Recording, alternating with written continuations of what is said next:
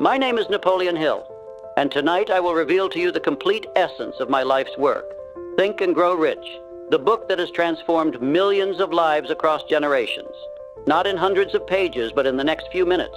You will receive not just knowledge, but a formula, a precise, proven system for achievement that I discovered through 20 years of studying the wealthiest, most successful men of my era. Andrew Carnegie commissioned me to uncover this secret. Thomas Edison confirmed it in his laboratory. Henry Ford demonstrated it through his empire. And the 500 most successful men I interviewed, they proved it works again and again for those who dare to apply it. The 13 principles I am about to share with you represent the common thread, the invisible pattern that binds all great achievement together. They are not theories, they are laws, as certain as gravity, as predictable as the tides. I must warn you now, what separates the person who merely listens to these principles from the person who grows rich through them is not intelligence. It is not education. It is not luck. It is application. So I ask you, are you here merely to learn, or are you here to transform? Because the principles of Think and Grow Rich demand action. Now, lean in closely, for I'm about to distill the essence of wealth creation into its purest form. The journey to riches begins with understanding this truth. Success is not an accident. It is not a gift granted to the privileged few. It is the natural result of aligning yourself with certain fundamental laws of achievement. I did not invent these principles. I merely discovered them through relentless investigation of those who had already mastered them. When Andrew Carnegie first challenged me to undertake this study, I had no idea it would consume 20 years of my life. But what I uncovered changed everything I believed about human potential. And now I give you the fruit of that labor, the 13 principles that form the backbone of all achievement, all fortune, all success. Let us begin with the foundation upon which all else is built. The cornerstone of our philosophy is desire, not a hope, not a wish, not a dream, but a burning obsession that tolerates no failure, no alternative, no compromise. This is where all achievement begins, with a state of mind. The men I studied did not casually want success. They hungered for it. They became consumed by it. And most importantly, they made a definite decision about what they wanted. Let me be clear. There is a vast gulf between saying, "I wish I had more money," and declaring, "I will have $10,000 by the 1st of January. A burning desire has specificity. It has a deadline. It has intensity. Edison didn't hope to create light. He decided he would. Ford didn't wish for affordable automobiles. He determined they would exist. And this quality, this definiteness of purpose, is where you must begin if wealth is to find you. The starting point of all achievement is desire. With it, all things are possible. Without it, no amount of education, opportunity, or luck will save you. Ask yourself, is your desire burning or merely smoldering? But desire alone, no matter how intense, is not enough. It must be transformed into its physical equivalent through the second principle, faith. Faith is the head chemist of the mind. When faith is blended with thought, the subconscious mind instantly picks up the vibration and translates it into its spiritual equivalent. Now, I do not speak of faith in a religious sense, though that too has its power. I speak of faith as belief, as absolute certainty, as the conviction that what you desire is already yours. The men I studied possessed this quality in abundance. They did not hope they would succeed. They knew it with such conviction that it altered their very being. When Ford said he would build the V8 engine, despite his engineers insisting it was impossible, he displayed this exact quality. "Produce it anyway," he commanded, and they did. Faith is a state of mind that can be induced through autosuggestion, through repetition of thought. And here is the key. Your mind will translate into its physical equivalent a thought impulse of a negative or destructive nature just as readily as it will act upon thought impulses of a positive or constructive nature. This is why you must guard your thoughts with vigilance. Why you must speak aloud your desires as if they were already fulfilled. Why you must see in your mind what you wish to hold in your hand. Faith is not hoping. Faith is knowing. But desire alone, no matter how intense, is not enough. It must be transformed into its physical equivalent through the second principle, faith. Faith is the head chemist of the mind. When faith is blended with thought, the subconscious mind instantly picks up the vibration and translates it into its spiritual equivalent. Now, I do not speak of faith in a religious sense, though that too has its power. I speak of faith as belief, as absolute certainty, as the conviction that what you desire is already yours. The men I studied possessed this quality in abundance. They did not hope they would succeed. They knew it with such conviction that it altered their very being. When Ford said he would build the V8 engine, despite his engineers insisting it was impossible, he displayed this exact quality. "Produce it anyway," he commanded. And they did. Faith is a state of mind that can be induced through auto-suggestion, through repetition of thought. And here is the key. Your mind will translate into its physical equivalent a thought impulse of a negative or destructive nature just as readily as it will act upon thought impulses of a positive or constructive nature. This is why you must guard your thoughts with vigilance, why you must speak aloud your desires as if they were already fulfilled, why you must see in your mind what you wish to hold in your hand. Faith is not hoping, faith is knowing. You may wonder, how does one develop this faith? How does one transform a mere desire into absolute belief? This leads us directly to our third principle, autosuggestion.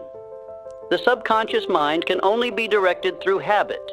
It cannot distinguish between thoughts that come from your own reasoning and those that are planted there by outside suggestion.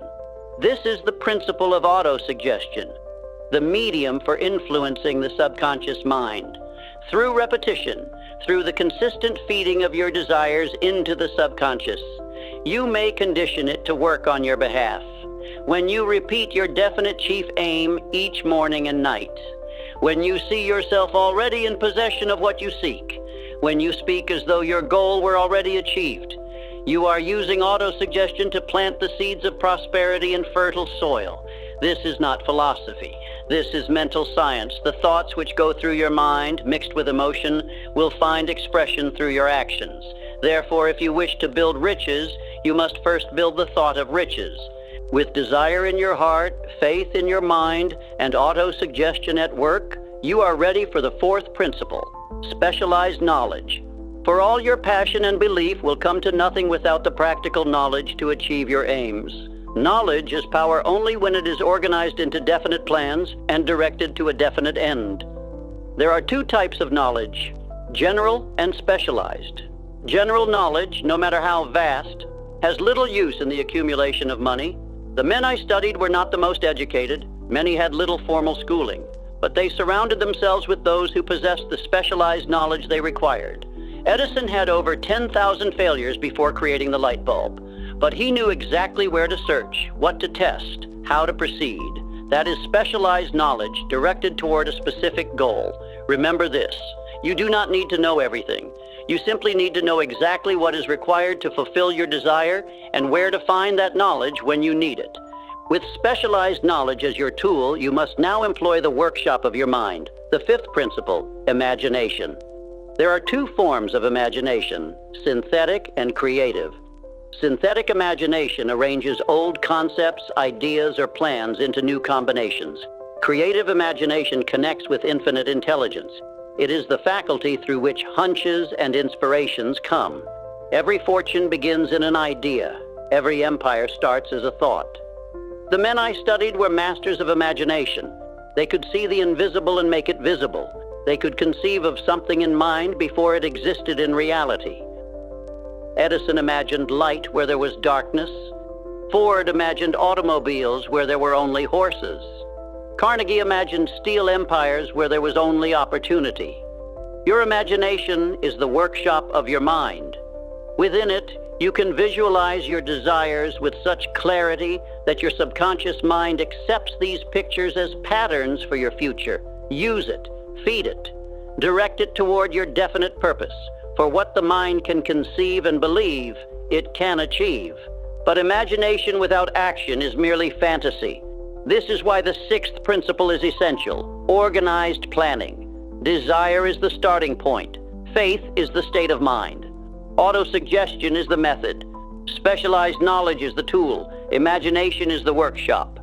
But action, organized, persistent action, is the bridge between thought and reality. No fortune comes to the person who simply wishes for it. It comes to the person who plans for it, then works their plan. Your plan may fail once. It may fail a dozen times. But with each failure comes knowledge. With each setback comes clarity. The men I studied were not discouraged by temporary defeat. They expected it. They prepared for it. They learned from it. And then they formed new plans from the knowledge gained through failure. You must do the same. Decide what you want. Determine what you will give in exchange for it. Establish when you will have it. Create a definite plan. Write it down and begin at once, whether you feel ready or not. The best plan, however, means nothing without the courage to execute it. This brings us to the seventh principle, one that separates dreamers from achievers: decision. Analysis has shown that most people who fail lack the essential quality of decision. They hesitate, they waver, they procrastinate, and in that hesitation, opportunity passes them by. The men I studied did not deliberate endlessly. They gathered the available facts, then acted swiftly and decisively. Look at the life of Theodore Roosevelt. His motto was, "Do what you can with what you have, where you are." That is the essence of decision, not the absence of fear, but action in the face of it. Not perfect conditions, but perfect commitment to move forward regardless. If you desire riches, you must close the door on all possibilities except the path you have chosen. Indecision is the seedbed of fear, and fear is the most destructive enemy of achievement. Decide what you want, commit to its attainment, and allow no person, no circumstance, no temporary failure to divert you. Yet even the most decisive person will face obstacles, resistance, and failure. This is where our eighth principle becomes the defining factor between success and defeat: persistence. Persistence is the sustained effort necessary to induce faith. It is the quality that transforms trial into triumph. It is the power that finds 1,000 ways to succeed instead of 1,000 excuses to fail. Every person who accumulates great riches encounters setbacks. Every leader faces opposition. Every visionary meets with skepticism and doubt. What separates those who succeed from those who fail is simply this: they persist when others quit. When Edison's laboratory burned to the ground, destroying years of records and equipment, he did not despair. At age 67, he simply said, "Good. All our mistakes are burned up. Now we can start fresh." And within 3 weeks, he had invented the phonograph. That is persistence. It is not a gift. It is a decision. It is the voice that says one more time when every other voice says, "Give up." And it is born of habit, the habit of focusing so intently on your burning desire that temporary defeat means nothing. Yet persistence alone can be a lonely road, which is why the ninth principle harnesses the power of collective intelligence, the mastermind. No one succeeds alone. Behind every great fortune stands a group of minds working in perfect harmony toward a definite purpose. This is the mastermind principle, the coordination of knowledge and effort between two or more people for the achievement of a definite purpose. Carnegie attributed his entire fortune to this principle. He surrounded himself with men who possessed the knowledge and experience he lacked. He created an alliance of minds focused on a single purpose. And from that alliance came power far greater than the sum of its parts. When you ally yourself with others who share your vision, when you combine your energies toward a singular goal, you tap into a reservoir of intelligence beyond your own. Ideas flow. Solutions present themselves. Obstacles dissolve. No great fortune exists without this principle in action. Choose your alliances wisely. Form your mastermind group carefully, for the quality of your associates will determine the quality of your success. The power to persist, to decide, to plan. All these require energy, and the most potent source of creative energy lies within us all, waiting to be harnessed through the 10th principle. The mystery of sex transmutation. The emotion of sex is nature's most powerful driving force. When harnessed and redirected from physical expression to creative effort, it becomes a force of immense creative potential. This transmutation, this shifting of mind from thoughts of physical expression to thoughts of creative expression, lies behind many of history's greatest achievements. The energy of creation, of desire, of passion, when channeled into productive outlets, generates a quality of thought far beyond ordinary capacity. The greatest artists, inventors, and builders have mastered this principle. They have learned to transmute sexual energy into creative genius. This is not theory, but observation. The most powerful men I studied had strong desire nature, tremendous willpower, and the ability to direct that energy toward their definite chief aim. When you feel the stirring of desire of any kind, learn to direct it, channel it, focus it toward your purpose. For properly directed, it becomes not a distraction, but your greatest ally. All these principles, from desire to faith, from decision to persistence, ultimately converge in the domain of the 11th principle, the subconscious mind. The subconscious mind is the connecting link between the finite mind of man and infinite intelligence. It works day and night, processing every impulse of thought that reaches it through the 5 senses, or is created by your own thinking. You can voluntarily plant in your subconscious mind any plan, thought, or purpose you desire to translate into its physical equivalent. This is the key to the previous principles.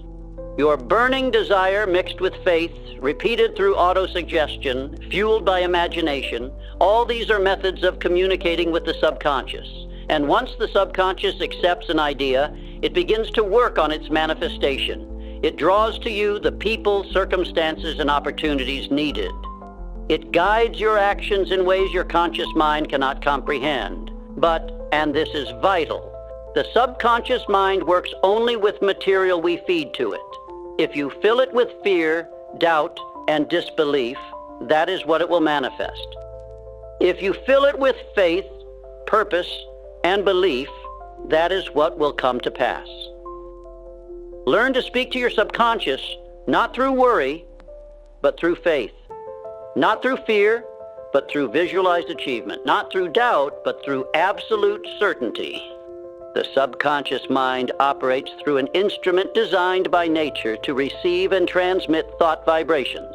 Our 12th principle, the brain. The brain is a broadcasting and receiving station for thought.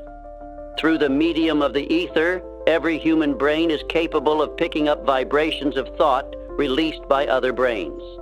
The more this faculty is used, the more it is developed through practice, the more sensitive it becomes to external thought impulses. This explains why some people seem to have hunches, insights that cannot be explained by logic alone. It explains why great minds often arrive at the same discovery simultaneously, though separated by distance. Your brain is more than mere tissue. It is an instrument of communication, capable of receiving thoughts which harmonize with your dominant thoughts and emotions. This is why your mental attitude matters so profoundly. This is why surrounding yourself with positive, achieving minds accelerates your own success. This is why those who think alike tend to find one another. Use your brain not just as a thinking organ, but as a receiving station for the great thoughts that harmonize with your purpose. When all 12 principles are mastered and applied, something miraculous begins to happen. You develop a faculty that transcends ordinary understanding, our 13th and final principle, the 6th sense.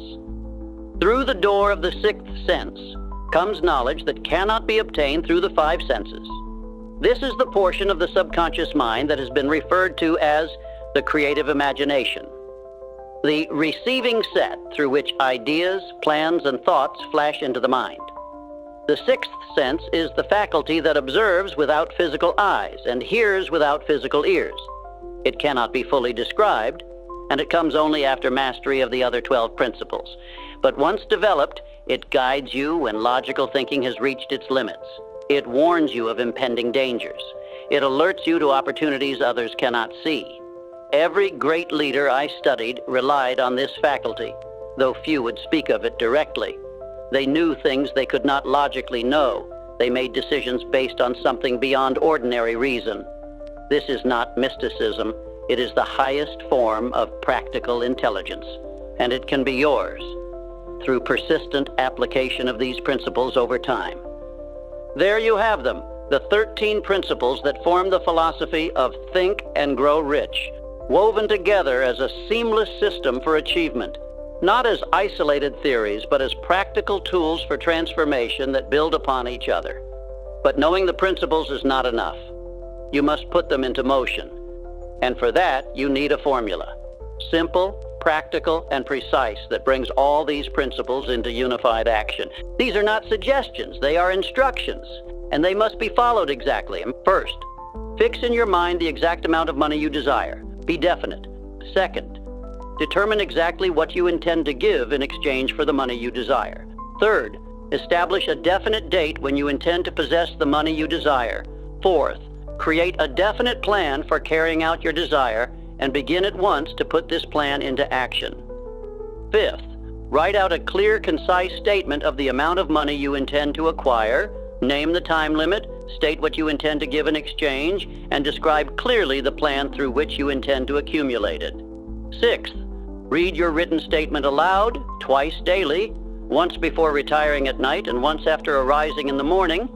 As you read, see, and feel and believe yourself already in possession of the money, this is the essence, the practical application of the philosophy. And now I must tell you the most important truth of all. These principles work together, not through magic, not through luck, but through the immutable laws of cause and effect. When you align your thoughts, your emotions, and your actions with these principles as a unified system, you create a force too powerful to be denied. The men I studied were not born to wealth. They were not blessed with extraordinary talent or unusual intelligence. They simply discovered these principles, as you have now, and applied them with unwavering persistence as a coherent whole. And so I ask you, will you merely listen to these words, nod in agreement, and then return to life as usual? Or will you take these principles, this philosophy of achievement, and make it your own? Will you settle for dreaming of wealth, or will you begin today to demand it? The choice is yours. The knowledge is yours. The time is now. You are not here by accident. The desire in your heart was placed there for a reason. And now it must be acted upon. Go forth, think, and grow rich. If you think with clarity, with certainty, with conviction, you shall grow rich. That is not a promise, that is a law. Burn this into your soul. Riches begin in thought and end in action.